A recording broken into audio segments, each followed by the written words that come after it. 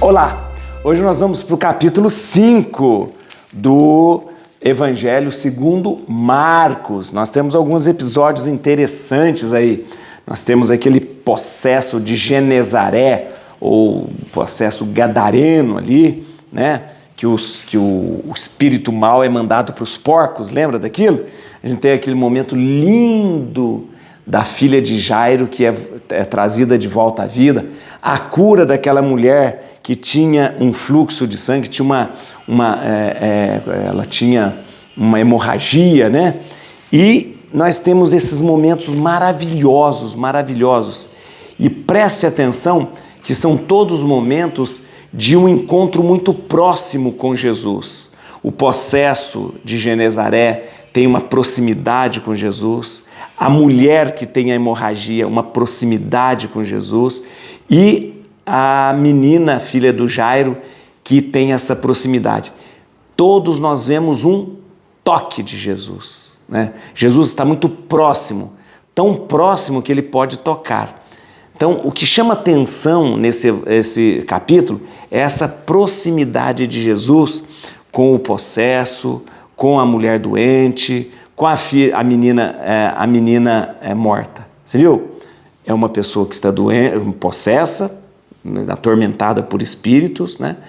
Uma mulher que tem 12 anos que sofre de uma hemorragia e depois uma menina que morreu, uma menina nova que morreu. Então tudo isso Jesus, ele tem um jeito especial, uma palavra especial, um toque especial. Vamos lá? Vamos ler porque é muito bonito mesmo, muito bonito este capítulo 5. Dá um like no vídeo. Isso. Compartilha esse vídeo. Se inscreva no canal, né? Não é possível que você não se inscreveu no canal ainda. Vamos lá então. Bíblia na mão, Espírito Santo no coração. Vamos ler o capítulo 5. Passaram a outra margem do lago, ao território dos Gerazenos. Assim que saíram da barca, um homem possesso do espírito imundo saiu do cemitério, onde tinha seu refúgio, e veio-lhe ao encontro. Não podiam atá-lo nem com cadeia, mesmo nos sepulcros, pois tinha sido ligado muitas vezes com grilhões e cadeias, mas os despedaçara e ninguém o podia subjugar. Sempre dia e noite andava pelos sepulcros e nos montes, gritando e ferindo-se com pedras. Vendo Jesus de longe, correu e prostrou-se diante dele, gritando em alta voz: Que queres de mim, Jesus, filho do Deus Altíssimo? Conjuro-te por Deus que não me atormentes. É que Jesus lhe dizia: Espírito imundo, sai deste homem. Perguntou-lhe Jesus: Qual é o teu nome? Respondeu-lhe: Legião é o meu nome, porque somos muitos. E pediam-lhe com instância que não os lançasse fora daquela região. Ora, uma grande manada de porcos andava pastando ali, junto do monte, e os espíritos suplicavam-lhe: Manda-nos para os porcos para entrarmos neles. Jesus lhes permitiu. Então os espíritos imundos, tendo saído, entraram nos porcos, e a manada de uns 2.000 precipitou-se no mar, afogando-se. Fugiram os pastores e narraram o fato na cidade e pelos arredores. Então saíram a ver o que tinha acontecido. Aproximaram-se de Jesus e viram o possesso assentado, coberto com seu manto e calmo, ele que tinha sido possuído pela legião. E o pânico apoderou-se deles. As testemunhas do fato contaram-lhe como havia acontecido isso ao endemoniado e o caso dos porcos. Começaram então a rogar-lhe que se retirasse da sua região. Quando ele subia para a barca, veio o que tinha sido possesso e pediu-lhe permissão de acompanhá-lo. Jesus não o admitiu, mas disse-lhe: Vai para casa, para junto dos teus, anuncia-lhes tudo que o Senhor fez por ti e como se compadeceu-se de ti. Foi-se ele e começou a publicar na Decápole tudo que Jesus lhe havia feito, e todos se admiravam. Tendo Jesus navegado outra vez para a margem oposta de novo, tendo Jesus navegado outra vez para a margem oposta, de novo afluiu a ele uma grande multidão. Ele se achava à beira do mar, quando um dos chefes da sinagoga, chamado Jairo, se apresentou à sua vista, lançou-se a seus pés, rogando-lhe com insistência: minha filhinha está nas últimas, vem, impõe-lhe as mãos para que se salve e viva. Jesus foi com ele e grande multidão o seguia, comprimindo-o.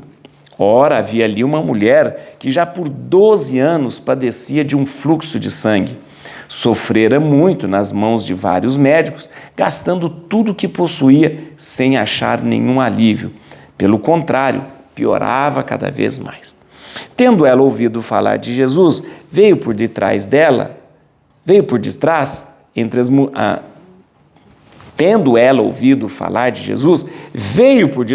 entre a multidão, e tocou-lhe no manto. Dizia ela consigo: se tocar, ainda que seja na orla do seu manto, estarei curada. Ora, no mesmo instante, se lhe estancou a fonte de sangue e ela teve a sensação de estar curada. Jesus percebeu imediatamente que saíra dele uma força e, voltando-se para o povo, perguntou: quem tocou minhas vestes? Responderam-lhe os seus discípulos: vês que a multidão te comprime e perguntas: quem me tocou? E ele olhava em derredor para ver quem o fizera. Ora, a mulher, atemorizada e trêmula, sabendo que nela se tinha passado, veio lançar-se aos seus pés e contou-lhe toda a verdade. Mas ele lhe disse: filha, a tua fé te salvou. Vá em paz e sê curada do teu mal. Enquanto ainda falava, chegou alguém da casa do chefe da sinagoga, anunciando: tua filha morreu. Para que ainda incomodas o mestre? Ouvindo Jesus a notícia que era transmitida, dirigiu-se ao chefe da sinagoga: não temas, crê somente.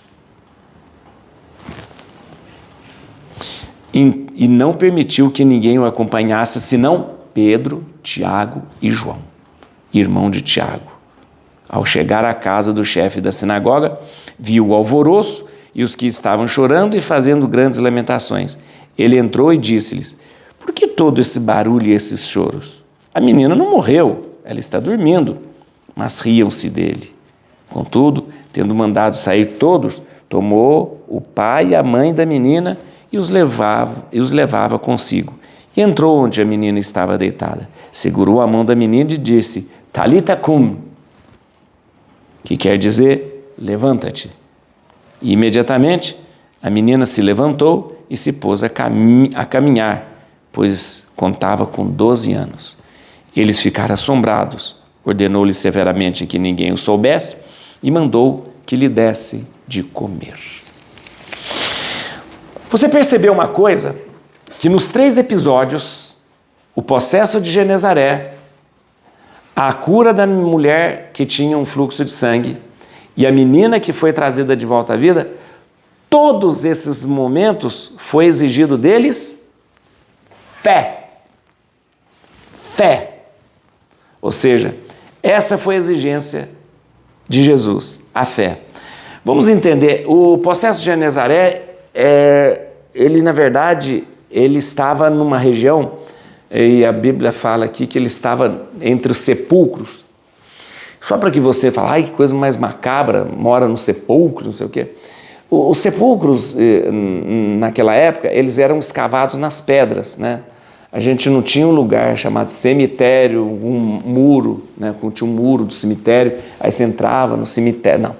Normalmente, os sepulcros, eles eram escavados nas pedras, se aproveitava grutas para se sepultar as pessoas.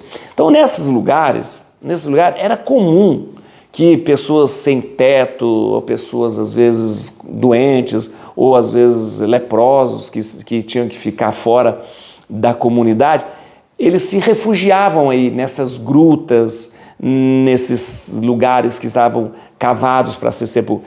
Às vezes nem era um sepulcro que estava sendo usado, a pessoa já tinha escavado um sepulcro para que futuramente ele e sua família pudessem ser sepultados ali. Então, como já estava preparado, isso era normal acontecer, porque a pessoa não cavava o sepulcro no dia que a pessoa morreu. Não, a pessoa geralmente falou, ó, aqui tem uma caverna, esse lugar é bom para eu sepultar a minha família. Então ele já deixava lá, escavava, arrumava direitinho, uma reentrância, uma gruta e deixava lá. Quando alguém da família morresse, colocaria ali, né? Então não é bem assim, a pessoa ficava no meio dos mortos, não é assim, né? Então era um lugar que normalmente tinha algumas cavernas, reentrâncias, que as pessoas preparavam para sepultar. Então, e como eu disse, às vezes as pessoas que tinham algum problema mental, ou tinham uma doença, ou tinham por exemplo, a doença de pele, a lepra, né? Como eles não podiam ficar no meio da comunidade, então eles ficavam buscando abrigo nesses lugares, em caverna, e muitos usavam esses sepulcros que estavam já preparados para pelo menos ficar ali, se proteger da chuva ou se proteger do sol. Então é numa região dessa, com alguns sepulcros, que esse possesso se encontra, e ele, na verdade, é identificado como uma pessoa com vários espíritos imundos, maus, né? Se você olhar, pode ser que uma pessoa tivesse uma doença mental, pode ser. Ele se feria, né? Se feria muito, né? Provavelmente teria uma doença mental, né? E atormentado por uma doença. Hoje a gente conhece muitas doenças mentais que fazem com que a pessoa se fira, se machuque, tudo isso. Mas importante é o seguinte, importante é que Jesus está aqui para mostrar o seu poder sobre o mal e sobre tudo aquilo que opõe ao seu projeto, né? E se a doença, mesmo uma doença física, se instala ali, Jesus tem poder também sobre aquela doença. Jesus tem poder sobre os espíritos, Jesus tem poder sobre a doença, Jesus tem poder sobre o mal, né? O que importa é a gente colher deste momento, é que Jesus chega e fala para ele, olha, Jesus mostra o seu poder, dizendo para ele que ele será curado, que aquele espírito será mandado fora. E Jesus faz uma pergunta, qual é o seu nome? Isso que é muito interessante. Os exorcistas daquela época ensinavam que quando você soubesse o nome do diabo ou do espírito que está na pessoa, você tinha poder sobre ele, né? Por isso Jesus pergunta, qual é o seu nome? Quando você sabe o nome, você tem poder sobre aquele espírito, né? Aquele espírito. Então por isso que Jesus pergunta, qual é o seu nome?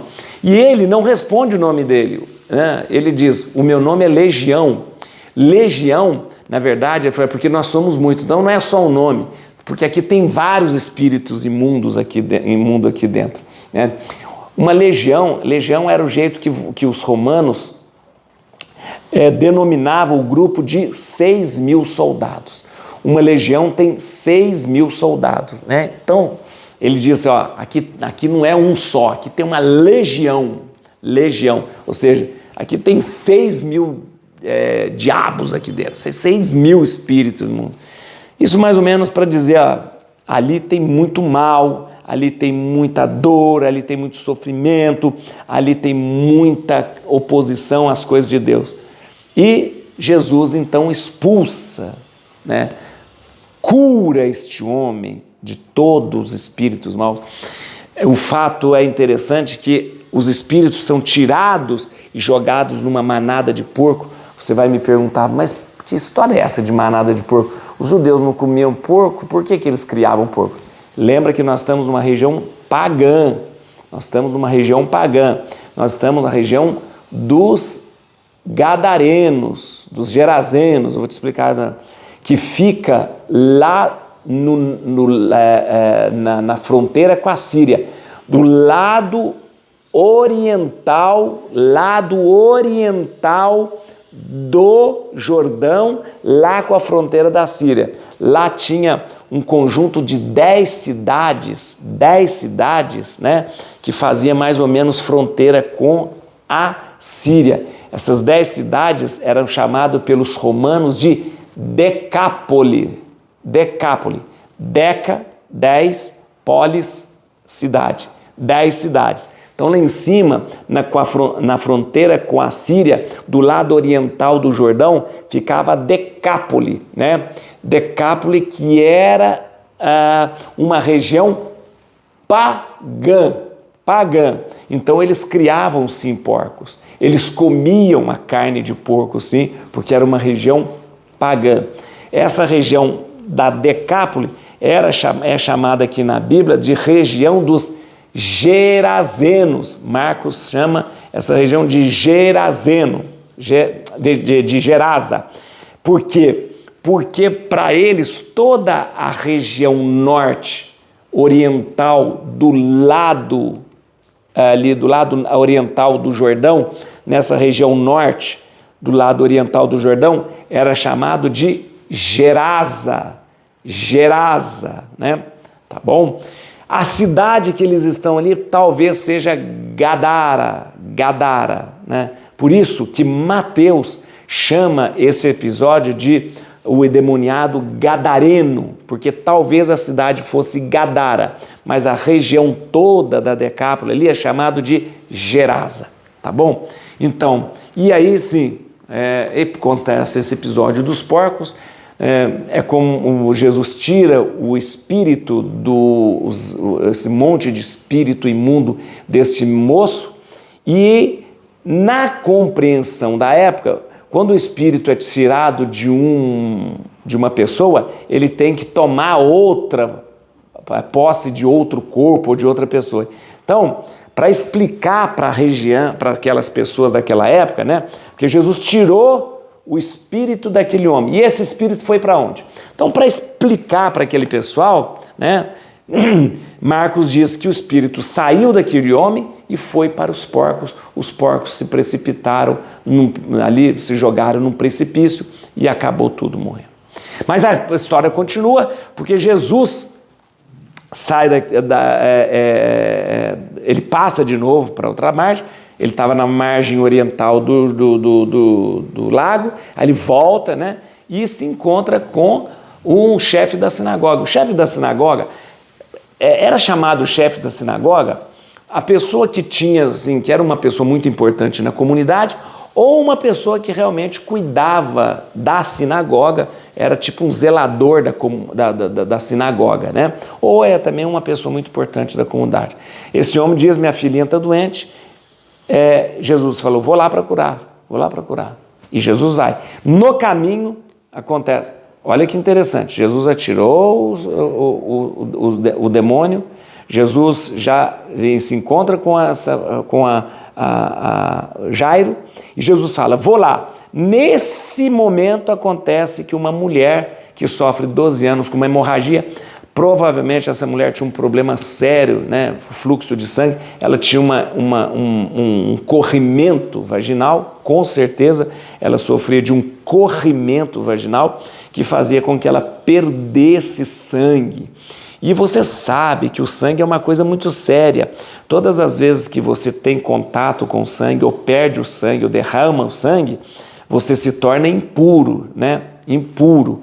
Então, tanto é que a mulher menstruada, pelo fato dela perder o seu sangue, ela se tornava impuro no período da menstruação. Agora você veja, essa mulher tinha uma hemorragia, um corrimento, e essa mulher, então, ela tinha uma condição social bastante prejudicada, porque ela estava impura há 12 anos. Se você perde o sangue e você fica impuro, se você perde o sangue na menstruação e fica impuro no período que você está menstruada, imagina essa mulher que há 12 anos tinha esse corrimento e há 12 anos sentia-se impura. Você já imaginou o tormento dessa mulher que não podia estar na sociedade, que não podia estar junto das pessoas, que há 12 anos estava exilada, que há 12 anos estava deixada de lado da sociedade? Não era somente uma doença fisiológica, uma doença orgânica, era uma doença social, era uma doença da alma, Essa mulher não podia ter contato com ninguém, ninguém podia encostar nessa mulher, porque ela tinha esta hemorragia constante, esse corrimento constante que a tornava impuro. E aí Jesus, essa mulher, ela com toda a coragem do mundo, ela não podia estar no meio do povo, ela se lança no meio do povo, naquela confusão, naquele fuzuê danado, e ela diz o seguinte: eu vou tocar, ele nem vai perceber que eu vou tocar, e eu vou ficar curado, e toca, eu já expliquei, tocou no tzitzi de Jesus, que são aquelas franjas que tem no manto, tocou no tzitzi de Jesus e ela sentiu que foi curada, mas não só ela sentiu, Jesus sentiu também. Jesus sentiu e falou: alguém me tocou de um jeito diferente. Gente, você imagina uma coisa, aquela confusão de gente, todo mundo tocando em Jesus, todo mundo apertando Jesus, aperta Jesus, pisa no pé de Jesus, né? Pisa, dá uma cotovelada em Jesus, dá aquela coisa, e naquela confusão toda, Jesus sente: alguém me tocou diferente, alguém me tocou com fé, alguém me tocou com esperança. A mulher fica constrangida quando Jesus pergunta. Os discípulos falam: você está doido? Como que a gente vai saber quem te tocou? Está todo mundo te tocando aqui? Ó? Todo mundo está te tocando. Ele falou: não, me tocou diferente. Me tocou diferente. E a mulher fica constrangida e fala: fui eu que eu toquei. E aí Jesus chama a mulher e fala assim: escuta, por que eu quero que você saiba? Você foi curada pela sua fé. Sabe por que Jesus faz isso? Porque Jesus não quer fazer mágica com ninguém. Quer explicar para essa mulher que não foi uma mágica que aconteceu. Foi porque ela se lançou com fé, o milagre aconteceu. Então Jesus não faz mágica. Abracadabra e está tudo curado. Não é assim. Existe um movimento de fé, de entrega. Existe um salto na fé, dizer: eu coloco toda a minha esperança nele agora e me jogo. E Jesus fala: a tua fé te salvou. A tua fé te salvou. Porque a cura que Jesus faz não é mágica. É sim uma relação de amor e um movimento de fé. Jesus continua o caminho e o pessoal fala: não adianta ir para lá, a menina morreu. Jesus fala: morreu nada. E aí Jesus viu aquela confusão e falou assim: ó, é o seguinte, fica todo mundo aqui, vai comigo só o Pedro, Tiago e João, muita gente aqui. Jesus não deixou aquele bando de gente atrás dele, não. Fica aqui. Jesus leva 3, e Jesus não vai sozinho porque ele quer 3 testemunhas, Tiago, João, e Pedro, Tiago e João. Vamos comigo, vamos lá. Levou 3 testemunhas, e vocês fica aí. Chegou lá, a menina estava já morta. Jesus fala: ela não está morta, ela está dormindo. Todo mundo caçoa dele. Todo mundo gosta de caçoar de Jesus, né? Até hoje, né? Um monte de gente caçoa de Jesus. E Jesus fala uma palavra. E Marcos escreve aqui em aramaico, isso é aramaico. Talita cum é aramaico. Talita cum significa: menina, levanta-te. Não, cum em aramaico significa de pé. Talita cum significa: fica de pé. Fica de pé, né? Engraçado que Marcos escreve como Jesus disse em aramaico, talita cum, que quer dizer fica de pé, que fica de pé, e depois Marcos escreve em grego, né? Tá em grego, e imediatamente ela levantou-se, ela ressuscitou. A palavra levantar, em grego, é a mesma palavra que se usa para ressuscitar. Anastasis. Jesus falou: fica de pé. E imediatamente ela levantou-se. Ou seja, Marcos escreve: imediatamente ela ressuscitou. Ficar de pé, na expressão aramaica, talita cum, significa ressuscitar. Fica de pé. Kun significa de pé. Kun, de pé. E ela ressuscitou. Voltou à vida. Jesus é Senhor da vida e devolve a vida. Muito bem, nesses 3 episódios, Jesus devolve a vida para o processo de Gerazeno, Devolveu a vida porque ele vivia no meio dos túmulos e não tinha vida. Jesus devolve a vida para aquela mulher que tinha um fluxo de sangue. Aquela mulher não tinha mais vida. Ela vivia às escondidas, vivia longe da sociedade, vivia com uma hemorragia de 12 anos. E Jesus devolveu a vida para aquela menina que voltou a ter novamente a vida. O que isso significa? Jesus é o Senhor da vida. É aquele que pode me devolver a vida quando Ele quiser. Vamos ver aqui alguns textos aqui, que é interessante. No versículo 1, só para a gente entender. Passaram a outra margem do lago ao território dos Gerazenos. Vamos entender uma coisa aqui. Marcos chama aquele território de Gerazenos. Provavelmente a cidade onde estava esse homem no meio dos sepulcros não era Gerasa. Gerasa é uma cidade que está longe do mar. Gerasa é uma cidade que está longe do mar. Provavelmente essa cidade era Gadara.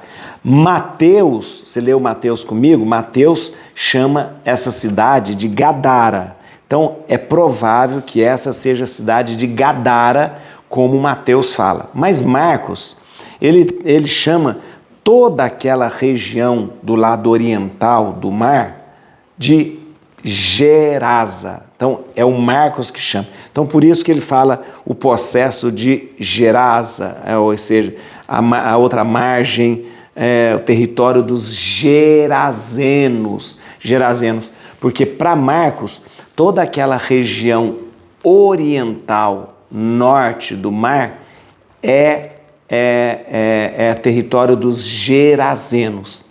A cidade de Gerasa está longe do mar, então provavelmente a cidade que acontece esse episódio é Gadara. Mas o importante é você lembrar que essa região chamada Decápolis, são 10 cidades, como eu te expliquei, 10 cidades que fazem fronteira com a Síria, é uma região pagã, Versículo 2, assim saíram da barca um homem possesso do espírito imundo, saiu do cemitério, onde tinha seu refúgio. Eu lembrei, não é que tinha um cemitério, como eu falei assim, um cemitério com muro, não. Os túmulos eram cavados nas rochas e eles eram geralmente túmulos que as pessoas aproveitavam as reentrâncias, aproveitavam cavernas, e ali muita gente se servia daquilo como abrigo, né? Abrigo. Então, na verdade, eu já disse, a pessoa já preparava o seu túmulo, ficava ali, enquanto não era usado, né, mendigos, doentes, pessoas com problema mental, tal, que não podia ficar na sociedade, né, leprosos, né, geralmente usavam esses túmulos que já estavam escavados para se abrigar, né. Tinha túmulos ali, então era considerado um local impuro, de impureza, porque tudo que está relacionado à morte, na lei, tudo que está relacionado à morte é impuro, né? No versículo 9, Jesus perguntou-lhes, qual é o teu nome? Respondeu, Legião é o meu nome, porque somos muitos. Como eu disse, era uma prática dos exorcistas da época. Os exorcistas da época, né, quando eles conheciam o nome do demônio, eles tinham poder sobre ele. Então, era importante que eles descobrissem. Até nos filmes hoje, quando tem muitos filmes de demônio hoje, de exorcismo, né? Que a pessoa tem que saber o nome do demônio. Se ele sabe o nome do demônio, ele tem poder sobre ele. Isso era um costume da época de Jesus, né? Se você sabe o nome do demônio, você tem poder sobre ele. E o demônio pergunta, né, bem espertamente, ele fala, o meu nome é Legião. Legião significa, o que diz, é o conjunto de 6.000 soldados romanos, né? Meu nome é Legião porque somos muitos. Não é um só não, é muito. E Jesus nem liga. Se é muito, Jesus tira também.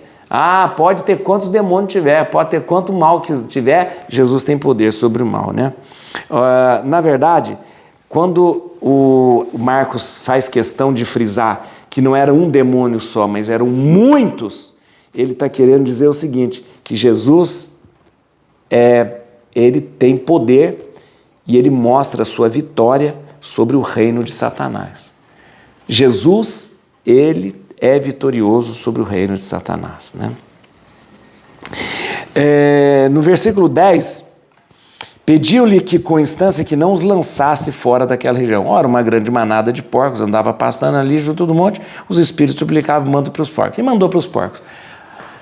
Como eu disse para você, na compreensão popular daquela época, se um demônio é expulso de uma pessoa, ele deveria procurar refúgio em outra. Então, Marcos, para explicar para o povão, como que o Marcos explicava para o povão isso? Marcos falou o seguinte, o demônio saiu daquele homem, era uma legião, eram muitos. Então, as pessoas, para entender, falaram, mas se ele saiu daquela pessoa, foi para onde? Então, Marcos explica, foi para uma manada de porco, né? E os porcos se jogaram no precipício. Porque na compreensão da época, se o demônio sai de um corpo, tem que entrar no outro. Mas não entrou em outro corpo, entrou no porco, né? E como eu disse, aqui é a região pagã, eles tinham porcos ali, né? No versículo 13, fala do afogamento. Jesus lhes permitiu, então os espíritos imundos, tendo saído, entraram nos porcos e a manada de uns 2.000 precipitou-se no mar, afogando-se. Então, está vendo? É uma cidade que é bem próxima do mar. Então, por isso que eu falei que deve ser Gadara, né? O afogamento desses espíritos, né? Ele simboliza uma coisa. Os espíritos saíram do homem, entraram nos porcos e os porcos se lançaram no mar, morreu tudo. O que isso significa? O fim do poder demoníaco na região e também a purificação de toda aquela região, né? Presta atenção, existe um poder demoníaco sobre o homem, sobre aquela região. A presença de Jesus acaba com tudo isso, dando um fim neste poderio do demônio, tá bom? No versículo 19,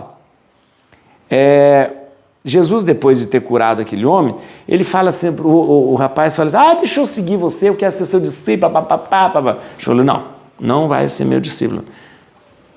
Não vai ser meu discípulo, não. Você tem mais coisa para fazer. Faz o seguinte, vai para sua casa, junto lá da tua família e anuncia tudo o que aconteceu. Jesus, olha, vamos ser sinceros, o homem estava já há tanto tempo fora de casa, morando nos túmulos, sem vida social, não tinha mais amigos. E Jesus ainda vai levar ele embora? Não. Cura totalmente. Agora que você está bem, de cabeça, de tudo, volta para sua família, volta para as pessoas que te amam, vai viver a sua vidinha lá e aproveita e conta tudo que o Senhor fez na sua vida. Interessante aqui que agora Jesus não pede ele para não contar, mas aí que tem uma coisa, Jesus fala, conta para as pessoas o que o Senhor fez na sua vida, não é contar para as pessoas o que eu fiz na sua vida, o Jesus fez isso, não. Conta para as pessoas o que Deus fez na sua vida, as maravilhas que Deus fez na sua vida, a maravilha que Deus te curou, a maravilha que Deus fez você voltar a estar normal aí. Então, conta para as pessoas, né? Jesus não impõe silêncio a esse homem para ele falar das coisas de Deus, não impõe. Mas Jesus não gosta que fala dele, não conte para ninguém que eu te curei, não conte para ninguém que eu fiz isso, não conte para ninguém que eu fiz aquilo. Mas aqui nesse caso, Jesus falou, volta e conta tudo que Deus fez na sua vida. Ele obedeceu? Claro que não, contou tudo que Jesus tinha feito para ele, né? Mas vamos lá. Muito bem. No versículo 25, Jesus está indo, antes aqui, tendo Jesus navegado outra vez para a margem oposta, então agora Jesus estava do lado oriental do mar, lá na região da Decápole. Pega o barco e volta para agora na região ocidental do mar. Muito bem. Afluiu ele era uma grande multidão, ele se achava à beira do mar. Um chefe da sinagoga, chamado Jairo, apresentou-se, lançou os pés e pediu para curar. Jesus começa a conversar, olha que interessante, né? Vem, impõe-lhe a mão. Jesus foi com ele, Jesus estava indo com ele. Tá. Aquele monte de gente. Aquele monte de um comprimido, grande multidão seguia, comprimindo, todo mundo apertando, pisava no pé de Jesus, cutucava Jesus. Blá, blá. De repente a narração entra uma outra. Estava contando da filha de Jairo, agora entra uma outra. Havia ali uma mulher, por 12 anos, padecia de um fluxo de sangue. Como eu disse, talvez essa mulher tivesse um corrimento que lhe dava uma hemorragia e que a tornava impura. Muito bem. Aqui se introduz uma outra narração da mulher que tinha um fluxo de sangue. E aqui nós temos, deixa eu te falar, da mulher que tinha um fluxo de sangue e depois da cura da filha do Jairo. Nestes dois momentos, na mulher que tinha um fluxo de sangue e na filha de Jairo, Marcos insiste na fé e na salvação obtida pelo contato físico com Jesus. Presta atenção. Aqui Jesus tem duas coisas. Tanto para a filha de Jairo, quanto para a mulher que tinha um fluxo de sangue, Jesus exige fé para que salve. E Jesus toca fisicamente, ou é tocado fisicamente. Primeiro na mulher. A mulher toca fisicamente em Jesus, na orla dele, na orla do seu manto. E aí Jesus exige dela fé. Mulher, a tua fé te salvou. Fé que leva à salvação. Está entendendo? Fé que leva à salvação. Mulher, a tua fé te salvou. Muito bem.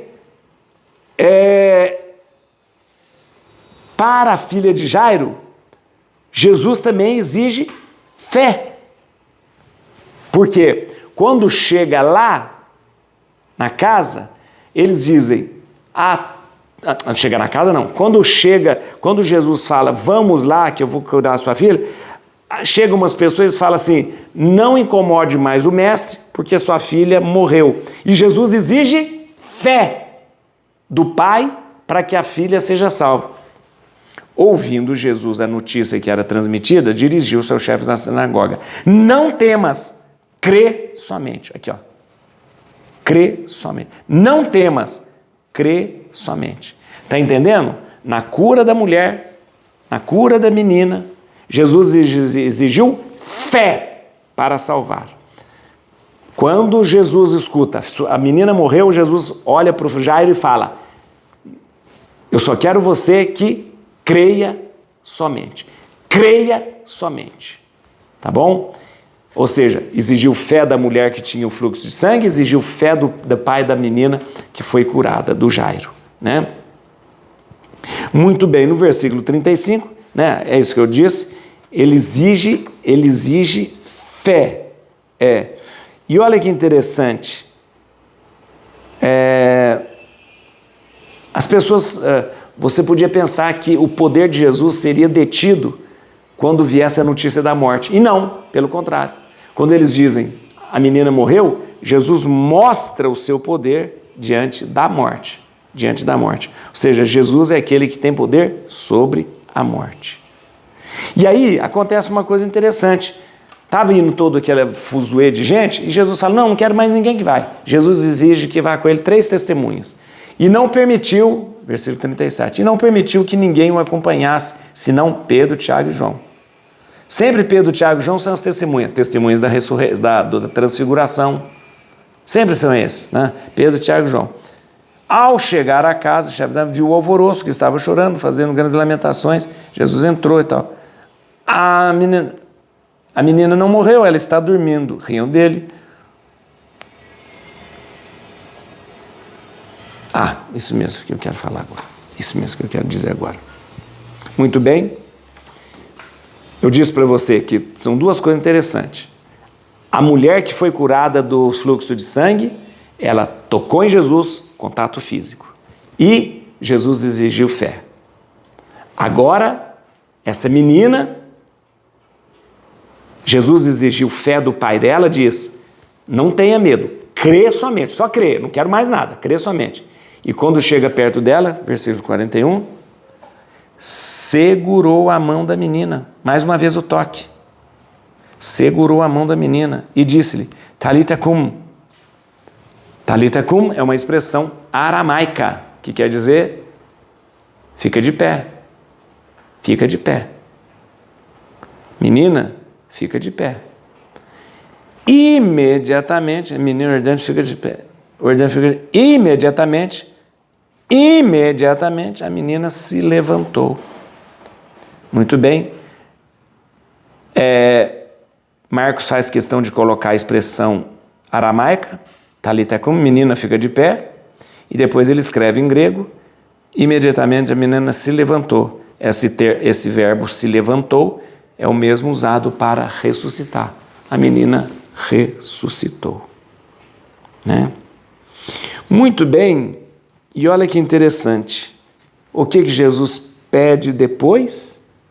Olha, o que Jesus pede depois? Que ninguém fique sabendo disso. Ordenou-lhe severamente que ninguém o soubesse e mandou que desse de comer. Ou seja, Jesus de novo pede, ninguém fica sabendo. O segredo messiânico. Mas você tem que concordar comigo. Guardar segredo de um fato desse é muito difícil, né? A menina que estava morta, a menina que ressuscitou, e Jesus fala, guarda segredo disso. Como guardar segredo disso? Todo mundo ia saber, né?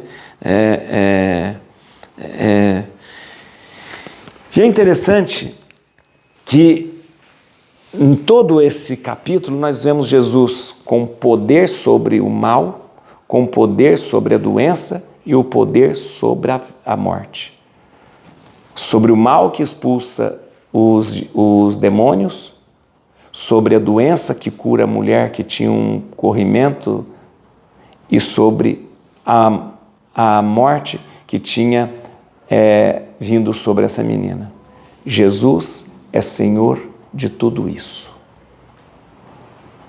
Senhor da vida, que devolve a morte, Senhor que dá a saúde ao nosso corpo, à nossa alma, e Senhor que traz de novo ao nosso espírito realmente a saúde, a vida, nos libertando de todo o mal. Et crucem Domini fugit partis adversa, vite teleo de tribuda, radix Davide. Aleluia.